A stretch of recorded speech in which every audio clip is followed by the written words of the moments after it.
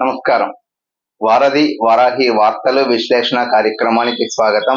ముందుగా ఈనాడు దినపత్రికలో ఏ వార్తలు వచ్చాయన్న విషయాన్ని తెలుసుకునే ప్రయత్నం చేద్దాం. భూ కేటాయింపుల జాప్యంతోనే రైల్వే జోను ఆలస్యం. గత వైకాపా ప్రభుత్వం భూమి కేటాయించకపోవడంతో దక్షిణ కోస్తా రైల్వే జోన్ ఏర్పాటులో జాప్యం జరిగిందని భారతీయ జనతా పార్టీ రాష్ట్ర అధ్యక్షురాలు దగ్గుబాటి పురంధేశ్వరి అన్నారు. ఇక్కడ మనం ఈ ఫోటోలో నిన్న బీజేపీ సభ్యత్వ నమోదు కార్యక్రమం విశాఖపట్నం బీజేపీ కార్యాలయంలో జరిగినప్పుడు ఆవిడ ముఖ్య అతిథిగా పాల్గొని మొదట సభ్యత్వాన్ని తీసుకున్న తర్వాత మీడియాతో కాసేపు ముచ్చటించారు. ఆ ముచ్చటించిన సందర్భంగా ఆవిడ ఆడిన మాటల్ని ఈనాడు రాసింది. బ్యాన్ ఐటమ్ గా చెప్పుకోవాలి. భూ కేటాయింపుల జాప్యంతోనే రైల్వే జోన్ ఆలస్యం. ఆ సమావేశంలో బీజేపీ రాష్ట్ర అధ్యక్షురాలు పురంధేశ్వరి, జీవీఎల్ నరసింహం, అలాగే విష్ణుకుమార్ రాజు ఇక్కడ ఎమ్మెల్యే, కాశీ విశ్వనాథ్, బీజేపీ జిల్లా అధ్యక్షుడు రవీంద్ర, వీళ్ళందరూ కూర్చొని విశాఖపట్నం రైల్వే జోన్ రావటానికి కేంద్ర ప్రభుత్వం సిద్ధంగా ఉంది ఇవ్వడానికి. అయితే ఇక్కడ ఉన్నటువంటి నాయకులు, గత పాలకులు భూమి కేటాయించకపోవడంతోనే విశాఖ రైల్వే జోను ప్రక్రియ ఆలస్యమైంది తప్పితే బీజేపీ ఆలస్యం గాని అలసత్వం గాని ఏమీ లేదు అన్నది ఈవిడ వ్యాఖ్యల్లో, అంటే పురంధేశ్వరి చెప్పిన మాటల్లో స్పష్టంగా అర్థమవుతుంది. ఈ వార్త సారాంశం ప్రకారం ముంచేసే లోపే కళ్ళు తెరవకపోతే ఎంఈపీ డబుల్ రోడ్డు గెడ్డలో నిర్మాణం, అలాగే జ్ఞానాపురం గడ్డలో భారీ వ్యర్థాల గుంట, ఇంకా అలాగే మనం జాలారిపేట వద్ద సాగర తీరంలో కాలువ, ఇలా ఎక్కడెక్కడ ఏంటేంటి ఈ జ్ఞానాపురం వద్ద, అలాగే జాలారిపేట వద్ద కాలువలో పూడిక తీత, ఎంఈపీ బస్టాండ్ సమీపంలో వంతెన వద్ద ఇలా ఉంటే నీటి ప్రవాహం ఎలా, అంటే మొత్తం మీద ఈ వార్తకి ఎంత ప్రాధాన్యత ఎందుకు అంటే, ఇటీవల విజయవాడలో కురిసిన భారీ వర్షాలకు అక్కడ నీరు ఎటు వెళ్ళడానికి వీలు లేని పరిస్థితుల్లో అంతా రోడ్లపైకి వచ్చింది. మురికి కాలువలో వెళ్లాల్సిన వరద నీరు వెళ్లకుండా రోడ్లపైకి వచ్చేసి మొత్తం, అంటే నదిలో కలాల్సిన నీరు కలవడానికి అవకాశం లేక పూడికలు, ఆ కాలువలు మూతబడిపోవడం, ఇవన్నీ ఉన్న కారణంగా రోడ్లపైకి నీరు వచ్చి విజయవాడ అస్తవ్యస్తం అయిపోయిన విషయం మనందరికీ తెలిసింది. అలాంటిదే ఎక్కడైనా మరలా వర్షం పడితే అదే ప్రమాదం జరుగుతుంది. ఎందుకు ప్రమాదం జరుగుతుంది అంటే, ముంచేసేలోపే కళ్ళు తెరవకపోతే, అంటే ఈ గడ్డల్లో మొక్కలు, చెత్త, వ్యర్థ పదార్థాలతో నిండిపోవడం వల్ల ప్రవాహం వెళ్లే దారిలో మొత్తం అడ్డంగా ఉండడం వల్ల ఆ ప్రవాహంని కొట్టుకొని వెళ్ళలేక తిరిగి రోడ్లపైకి రావడంతో ఈ సమస్య ఏర్పడుతుంది. రేపు భవిష్యత్తులో విశాఖపట్నంలో కూడా పెద్ద వర్షాలు వస్తే మునిగిపోయే ప్రమాదం ఉన్నదని హెచ్చరిక చేస్తూ ఈనాడు రాశారు. దీన్ని అధికారులు ఈ వార్త చూసిన వెంటనే స్పందిస్తే జీవీఎంసీ కమిషనర్ కావచ్చు, లేకపోతే జిల్లా కలెక్టర్, నేరుగా జిల్లా కలెక్టరే దీనిపైన చర్యలు తీసుకుంటే విశాఖకు వర్షం పడినా ముప్పు ఉండదు అన్నది వీళ్ళ సారాంశంగా ఇక్కడ వీళ్ళు రాసుకొచ్చారు. రాజస్థాన్ బెల్లం భారీ వినాయకుని విగ్రహం, నగరంలో చకచక ఏర్పాట్లు. భారీ వినాయకుని విగ్రహం విశాఖ పశ్చిమ నియోజకవర్గంలోని పారిశ్రామిక ప్రాంతంలో ఏర్పాటు చేస్తున్నారు. 15 అడుగుల ఎత్తుతో విగ్రహాన్ని పూర్తిగా కాలుష్య రహిత వినాయకునిగా చేస్తున్నారు. బెల్లంతో వినాయకుడిని విశాఖ నగరంలో పశ్చిమ నియోజకవర్గంలో ఏర్పాటు చేస్తున్నట్టు ఒక ఫోటో వేశారు.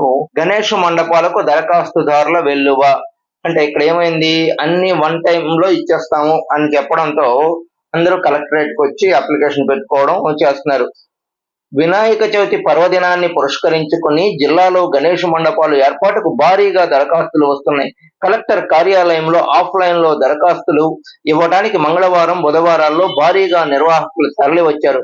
వినాయక ఉత్సవాలు జరిగేటప్పుడు లైటింగ్ గానీ, మైక్ సౌండ్ గానీ ఎంత పెట్టాలి ఏంటి, ఇవన్నీ కొన్ని నామ్స్ ఉంటాయి. ఆ నామ్స్ ప్రకారం ఇవ్వాలి. మీరు ఇష్టం వచ్చినట్టు మండపాల్లో చేయటానికి కాదు, విద్యుత్ సరఫరా వాడడానికి కాదు, మైకులు లౌడ్ స్పీకర్లు పెట్టడానికి కాదు, ఇవన్నీ మేము అనుమతి ఇచ్చిన తర్వాత మీరు వాడుకోవచ్చు అని చెప్పి విశాఖ నగర ప్రజలకు, ఎవరైతే వినాయక చవితి విగ్రహాలు ఏర్పాటు చేసి పందిళ్లు ఏర్పాటు చేస్తారో వాళ్ళకి ఒక ఆదేశాలని జారీ చేసింది పోలీసు శాఖ, జిల్లా యంత్రాంగము. దీంతో స్పందించినటువంటి వాళ్ళు, మండపాలు ఏర్పాటు చేసుకున్నటువంటి వారందరూ వచ్చి కలెక్టరేట్ లో ఈ వ్యవహారాన్నింటినీ చూసుకొని అప్లికేషన్ పెట్టుకొని పొందమా అన్నది వీళ్ళు చేస్తున్నారు. బేవాచ్ రిసార్ట్స్ లో నిబంధనల ఉల్లంఘన అంటూ ఒక వార్త చిన్న వైటం ఒకటి ఇక్కడ రాశారు. తోటకొండ సమీపంలో ఉన్న బీవాచ్ రిసార్ట్ సమీపంలో విరుద్ధంగా కార్యకలాపాలు సాగిస్తున్నారు. ఫిర్యాదుపై జిల్లా పర్యాటక అధికారి కృష్ణ జ్ఞానవేణి బుధవారం తనిఖీలు నిర్వహించారు. ఆంధ్రజ్యోతి దినపత్రికలో వచ్చిన వార్తలను ఒకసారి చూద్దాం. నగరంలో వర్షం. బుధవారం రాత్రి నగరంలో వర్షం. నిన్న రాత్రి ఎంత పెద్ద వర్షం కురిసిందో అన్నది ఒక ఫోటో ఐటమ్, నైట్ టైం పడిన వర్షాన్ని ఒక ఫోటో ఐటమ్ పెట్టారు. అలాగే ఉపరితల ఆవర్తనం ప్రమాదంలో బుధవారం పలు దఫాలుగా వర్షాలు కురిసింది. ఉదయం మధ్యలపాలెం, సీతంపేట, రామోటాకీస్ ప్రాంతంలో ఒక మోస్తరు వర్షం. అంటే నిన్న ఉదయం కాస్త మెల్లిగా పడినప్పటికీ మన మధ్యాహ్నం సమయంలో కొంచెం ఎక్కువ వర్షం, రాత్రి కూడా మరలా వర్షం పడింది ఈ ప్రాంతాల్లో అంటూ ఒక వార్తను వీళ్ళు రాశారు. ఇక సాయిరెడ్డి కుమార్తె అక్రమ నిర్మాణం తొలగింపు. భీమిలి సమీపం సముద్ర తీరాన్ని ఆనుకున్న నిర్మాణం. సిఆర్డి నిబంధనల ఉల్లంఘన. కోర్టు ఆదేశాల మేరకు చర్యలు తీసుకున్నామన్న జీవీఎంసీ అధికారులు. వైకాపా నేత, రాజ్యసభ సభ్యుడు విజయసాయిరెడ్డికి మహావిశాఖ నగరపాలక సంస్థ జీవీఎంసీ అధికారులు షాక్ ఇచ్చారు. ఉక్కుకు బొగ్గు కొరత. రోజుకు 14,000 టన్నుల అవసరం. ప్రస్తుతం ప్లాంట్ లో ఉన్నది కేవలం 5,500 టన్నులు మాత్రమే అని చెప్పి ఇక్కడికి వార్త రాశారు. ఉక్కు బొగ్గు కొరత. విశాఖపట్నం స్టీల్ ప్లాంట్ కు బొగ్గు కొరత బాగా ఏర్పడుతుంది, తగ్గిపోతున్న పుషింగ్లు అని చెప్పేసి ఒక వార్తని వీళ్ళు ప్రధానంగా రాసుకొచ్చారు. ఈ నిల్వలు తగ్గిపోవడంతో కొంత ఇబ్బంది పడాల్సి వస్తుంది అన్న యాంగిల్లో ఈ వార్తని వీళ్ళు రాసుకొచ్చారు. దీనికి సంబంధించి సైమల్టేనియస్ ఇంకో ఉక్కు పరిరక్షణకు 10న రాస్తారోకో. ఉద్యమాన్ని ఉధృతం చేస్తాం, పోరాట కమిటీ నాయకులు ప్రకటన. ఉక్కు పరిరక్షించుకోవడానికి మేము ఏ స్థాయికైనా వెళతాము. 10వ తేదీన విశాఖ నగరంలో ఒక పెద్ద ఎత్తున ధర్నా చేయనున్నట్లు తెలిపినట్లు ఇక్కడ ఈ వార్త రాశారు. వినాయకుని పన్ను అనుమతులపై గందరగోళం. Collectorate single window counter ఎత్తివేత.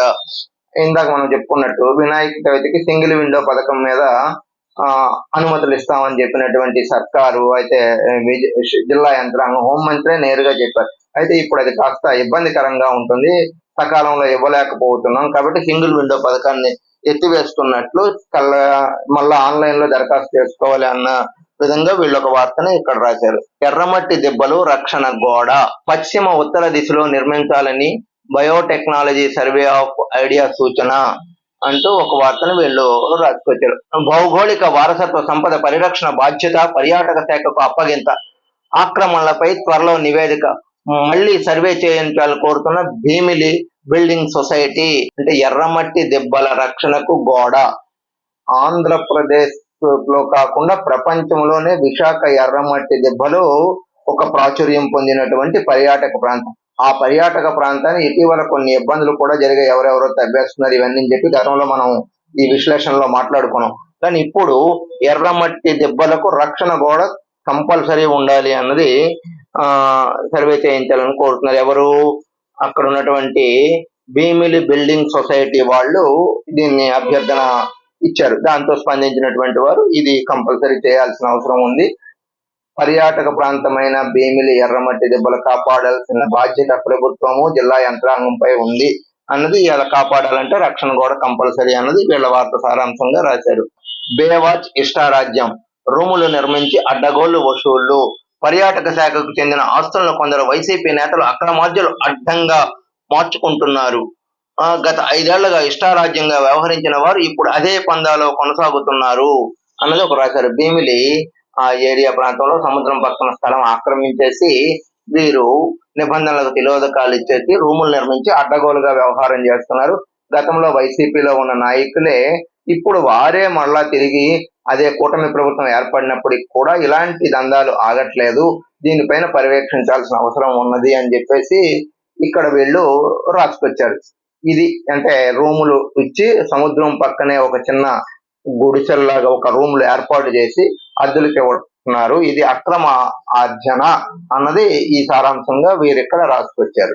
Andhraprabha దినపత్రిక ఏం రాసింది అన్నది ఒకసారి చూద్దాం. అక్టోబర్తో సభ్యత్వ నమోదు కార్యక్రమం పూర్తి. విశాఖలో ఏపీ భాజపా అధ్యక్షురాలు దగ్గుబాటి పురంధేశ్వరి. నిన్న విశాఖపట్నం వచ్చినటువంటి పురంధేశ్వరి విశాఖపట్నం బీజేపీ కార్యాలయంలో కార్యకర్తలు, పెద్ద నాయకులు, లీడర్స్ అందరితో కలిసి ఈ సభ్యత్వ నమోదు కార్యక్రమం చేశారు. ఆ సభ్యత్వ నమోదు కార్యక్రమం అనంతరం ఆవిడ మాట్లాడుతూ బీజేపీతోనే దేశంలో అవినీతి లేకుండా పాలన అందిస్తాం, ఇది ఒక్క బీజేపీకి సాధ్యం అన్న విషయాన్ని చెప్పినట్టు వీళ్ళు ఇక్కడ రాసుకొచ్చారు. ఇక విద్యార్థులకు దిక్చూసి గురువు, ఈ రోజు మనం ప్రధానంగా చెప్పుకోవాల్సింది సెప్టెంబర్ 5వ తేదీ అనగా గుర్తొచ్చేది గురువుల దినోత్సవం, ఉపాధ్యాయ దినోత్సవం. సమాజంలో ఉపాధ్యాయుల పాత్ర గొప్పది. సర్వేపల్లి రాధాకృష్ణ జన్మదినాన్ని పురస్కరించుకొని సెప్టెంబర్ 5న ప్రతి ఏడాది గురు పూజోత్సవం చేస్తారు. ఇందాక మనం చెప్పుకున్నట్టే విజయసాయిరెడ్డి కుమార్తె అక్రమ నిర్మాణం కూల్చివేత, ఇది ఫోటో పెట్టి సేమ్ అదే రాశారు. ఇక ఒక ప్లాన్ రైటం రాశారు. ప్లానింగ్ పై కొరడ, జూన్ 5లో చిత్ర విచిత్రాలు, ఇరుకు సందుల్లో భారీ నిర్మాణాలు, రహదారి సౌకర్యం కుదింపు, సచివాలయ సిబ్బందే సూత్రధారులు, సుబ్బలక్ష్మి కళ్యాణ మండపం వద్ద నిర్మాణాలు. 2020లో ఏసీబీ ఆకస్మిక తనిఖీలు, 4 ఏళ్ల తరువాత ఛార్జీ మెమోలు, అప్పట్లో ప్రభుత్వానికి ఏసీబీ నివేదిక, 10 రోజుల్లో వివరణ ఇవ్వండి రాష్ట్ర మున్సిపల్ శాఖ అన్నది వీళ్ళొక వార్తని చాలా కొంచెం విశ్లేషణాత్మకంగా రాసుకొచ్చారు. జూన్ 5లో చిత్రాలు విచిత్రాలు అన్నది పేరుతో రాశారు. విశాఖ నగరంలో సుబ్బలక్ష్మి కళ్యాణ మండపం పరిసర ప్రాంతాలలో చిన్న ఇరుకు సందులో రోడ్డు నామ్స్ ప్రకారం వదలకుండా రోడ్డు ఆక్రమించి నిర్మాణాలు జరుగుతున్న జీవీఎంసీ యంత్రాంగం పట్టించుకోవట్లేదు, దీనిపైన స్పందించాల్సిన అవసరం ఉంది అని చెప్పి వీళ్ళు ఇక్కడ ఒక వార్త రాశారు. మన్యంలో మళ్లీ వరద భయం, రోడ్డుపైకి చేరిన కొకిలేరు వరద, మళ్ళా మన్యం అల్లూరి సీతారామరాజు జిల్లా పక్క జిల్లాలో మళ్ళీ వరద భయం ఉంది, పడవల మీద వెళ్లాల్సిన పరిస్థితి వస్తుంది అని ఇక్కడ రాశారు. ఇక్కడ ఒకటి చాలా ఆసక్తికరమైనటువంటి వార్త. ఉపాధ్యాయుడిగా కలెక్టర్, చిట్టివలస బాలికల హై స్కూల్లో ప్రశంసలు. నిన్న జిల్లా కలెక్టర్ ఎంఎన్కే హరిహేంద్ర ప్రసాద్ ఆయన ఆకస్మిక తనిఖీ భీమిలి నియోజకవర్గం చిట్టివలస ఉన్నటువంటి హై స్కూల్లో చేశారు. స్కూల్లో ఆకస్మిక తనిఖీలు చేయడంతో పాటు నేరుగా విద్యార్థులు క్లాసులు అవుతున్నటువంటి తరగతి గదిలోకే వెళ్ళిపోయి వాళ్ళు ఏం చేస్తున్నారు అన్న చూసారు. అక్కడ ఉపాధ్యాయుడు పాఠాలు చెప్తున్నప్పటికీ ఆ లోపలికి ఆయన వెళ్ళి అక్కడ విద్యార్థులు ఏ స్థాయిలో ఉన్నారు, ఎంత తెలివితేటల్లో ఉన్నారని నేరుగా కలెక్టరే పర్యవేక్షణ చేశారు. అయితే ఆ కలెక్టర్ నిన్న ఉపాధ్యాయుడు అవతారం ఎత్తారు. మన జిల్లా కలెక్టర్, విశాఖ జిల్లా కలెక్టర్ ఎంఎన్ హరిహేంద్ర ప్రసాద్ ఉపాధ్యాయుని అవతారం ఎత్తి పిల్లలకు పాఠాలు చెప్పి పిల్లల వద్ద నుండి సమాధానాలు రాబెట్టడంతో ఆయన కొంత సంతృప్తి చెందినట్టు నిన్నటి వార్తలన్నీ వచ్చాయి. ఈ రోజు కూడా పేపర్లో వేశారు, నిన్న అన్ని ఎలక్ట్రానిక్ మీడియాలో ఆ వార్త వచ్చింది. అయితే కలెక్టర్ నేరుగా ఇలా తనిఖీలు చేయడంతో పిల్లల్లో చైతన్యం వచ్చి ఇంకా చదవాలి అన్నటువంటి ఒక ఆలోచనలో ముందుకు పోతారు అన్నది ఒకటి మనం అర్థం చేసుకోవాల్సిన అవసరం ఉంటుంది. ఇక సాక్షి దినపత్రిక ఏమి వార్తలు రాశారు అన్నది మనం ఒకసారి చూద్దాం. జయ జయ శుభకర వినాయక, వినాయక చవితి వస్తుంది కాబట్టి వినాయక విగ్రహాలు రెడీ అయిపోతున్నాయి, మండపాలకు తీసుకెళ్తున్నటువంటి దృశ్యాలు చక్కగా వీళ్ళు రాశారు. ఇక నేడు జిల్లా స్థాయి గురు పూజోత్సవం, ఈ రోజు జిల్లా స్థాయి గురు పూజోత్సవం విశాఖపట్నం వెంకోజీపాలెం ఆడిటోరియంలో సిఎంఆర్ ఫంక్షన్ హాల్లో జిల్లా యంత్రాంగం నిర్వహిస్తున్నట్లు ఒక వార్త రాశారు. ఇది ఇలా ఉంటే అక్కయ్యపాలెంలో వైఎస్ఆర్ విగ్రహం ఏర్పాటు చేస్తున్నాం అన్నది ఇక్కడ వీళ్ళు ఇక్కడ రాశారు. అక్కయ్యపాలెంలో వైఎస్ఆర్ విగ్రహం వద్ద నివాళులర్పిస్తున్న వైఎస్ఆర్సీపీ శ్రేణులు. నావికాదళ పనులకు రక్షణ ఏది, చర్చ పనులు నిలిపివేత, కాంట్రాక్టర్లకు వేధిస్తున్న కూటమి నేతలు, మొన్నటి వరకు ఉప్పు నిప్పుగా వ్యవహరించిన ఆ ఇద్దరు, వసూళ్ల వ్యవహారంలో తాజాగా స్నేహాస్తం, కంపెనీలకు తప్పని కూటమి నేతల ఒత్తిళ్లు. సాక్షి దినపత్రిక, కూటమి నేతలు ఇబ్బంది పెట్టడంతో కాంట్రాక్టర్లు వ్యవహార శైలి ఒక ఇబ్బందికరంగా ఉంది, ఆ ఇద్దరు వసూళ్ల వ్యవహారంలో తాజాగా వాళ్ళిద్దరే స్నేహం చేశారు అన్నది ఒక ఆర్టికల్ రాశారు. ప్రేమ భయంతో బాలిక ఆత్మహత్య అన్నది, ఈ ప్రేమ వ్యవహారంలో ఒక బాలిక ఆత్మహత్య చేసుకుంది అన్న ఒక వార్త వీళ్ళు రాశారు. డిపోల్లో నిండుకున్న పంచదార, ఈ రేషన్ డిపోల్లో పంచదార కొరత ఉంది, ప్రభుత్వ యంత్రాంగం పట్టించుకోవట్లేదు, జిల్లా యంత్రాంగం ఇవ్వాలి అన్నది ఈ వార్త సారాంశంగా వీళ్ళు ఇక్కడ రాసుకొచ్చారు. కేంద్ర మంత్రి వచ్చి రేపు నగరంలో కొన్ని కార్యక్రమాలు ప్రైవేట్ హోటల్లో పాల్గొని ఆ కార్యక్రమాన్ని వీళ్ళు చేస్తారు అన్నది రాశారు. స్పెషల్ రైలు పొడిగింపు, పండగలకు స్పెషల్ రైళ్లు, కొన్ని రైళ్లు పొడిగిస్తున్నట్లు ఇక్కడ ఈ వార్త వీళ్ళు రాశారు. దులీప్ ట్రోఫీలో విశాఖ కుర్రాలు సత్తా చాటేందుకు సిద్ధమైన దేశవాళీగా క్రికెట్ ప్రతిష్టాత్మకమైనటువంటి దులీప్ ట్రోఫీ తొలి దశ మ్యాచ్ లో గురువారం నుంచి బెంగళూరు, అనంతపురం వేదికగా ప్రారంభం కానున్నాయి. ఈ టోర్నమెంట్ కు విశాఖకు చెందిన 3 కుర్రోళ్ళు వెళ్లారు అన్నది విజిలెన్స్ అండ్ ఎన్ఫోర్స్మెంట్, వీళ్ళు 3 వెళ్ళినట్టు ఇక్కడ వీళ్ళు రాసి పెట్టారు. ఇది మొత్తం మీద చూస్తే మనం ఈ రోజు వివిధ దినపత్రికల్లో వచ్చిన వార్తలు, విశ్లేషణ. రేపు ఇదే కార్యక్రమంలో కలుద్దాం. అంతవరకు సెలవు. నమస్కారం.